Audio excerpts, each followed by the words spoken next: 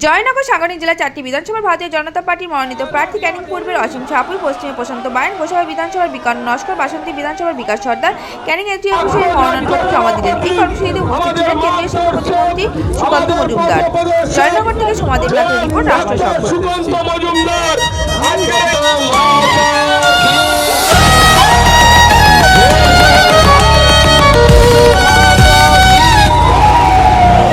বাংলা এবার বিকশিত হবে সচ্ছল সক্ষম, নব বাংলায় গাইবে সবাই বন্দে মাতরম।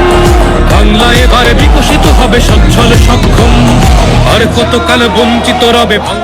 बंगाल चुनाव में 15 दिन तक मैं बंगाल में ही रहने वाला हूँ। মায়ের কোলে ফিরবে খোকা, ফিরবে নিজের বাড়ি, নিজের রাজ্যে থাকবে চাকরি উপার্জনের পথ। নব বাংলাতে করবে তরুণ নিজের ভবিষ্যৎ, নির্ভয়ে নারী হাঁটবে পথে ভয়হীন